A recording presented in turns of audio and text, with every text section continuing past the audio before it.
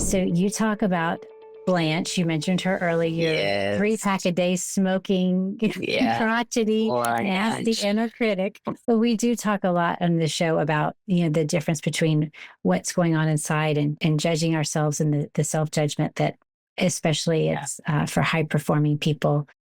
It is just ungodly, the things that we say to ourselves that we would never to say to anyone else. We would never even think those things about anyone else. What is your advice for people about navigating the inner critic, their Blanche, or turning down the volume on Blanche, and to be able to get past that, to do what you're called to do, whether it's something big or small? A bunch of different things. Some things that are just really tactical. So really small tactical things. Number one, we now, I'm holding up a phone for people who are not watching. I'm doing this on a computer. We have so many ways to communicate these days. Really, we have so many ways to be ignored.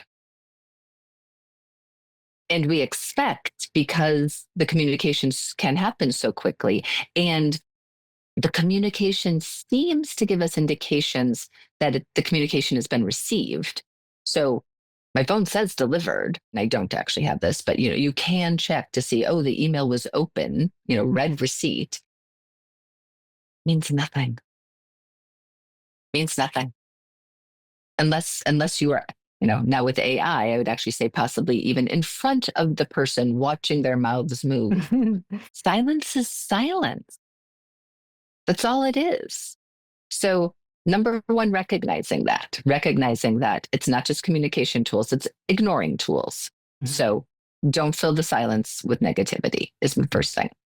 We also, again, back to that inner critic, receive information often very critically. So great example. I was on another podcast, and before it happened, they asked me for some information. And so I sent them some information, and they sent a one-line response that said, "This seems a little light." Oh, ouch. Well, or it could be, "Yay, that's what I want." Or it could be, "I want to set you up to succeed." Yeah. This, all it was is a sentence. The person did not say, "You suck." They just said, "This feels a little light." But Blanche was blaring. Yep, she got you. You're light. Been called out. You're really not that smart. This really isn't that helpful. It was also for, the University of Chicago Booth MBA program. So I'm judging myself before I even start this process. This seems a little light.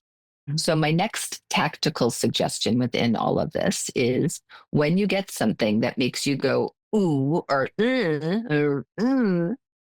take a breath, smile.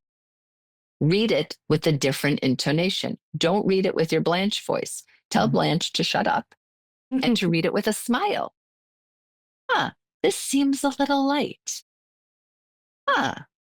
Maybe you could do more. Add to it in a positive way. You don't know.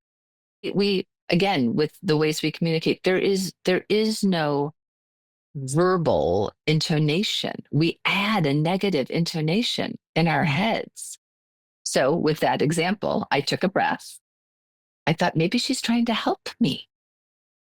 And so I started with that. I call it the positive presumptive close. How can you come in with assume the best, not the worst? So I came in and said, "Thank you so much. You are trying to set me up with your listeners in the best way possible. When you say this is too light, do you mean it's just too short? Do you mean I didn't conclude enough? I gave you the setup, but not the conclusion? Or do you mean you'd like something that's a little more scientific in nature? Thank you so much for wanting to set me up to succeed." She wanted a conclusion. That's all she wanted. She wasn't saying it was she loved it. But I went right into that negative. Those are some of my suggestions. Those are great suggestions and very easy to do. Well, very easy if you can take that breath. Yes. Simple. Maybe not easy, but simple. Yes. Right.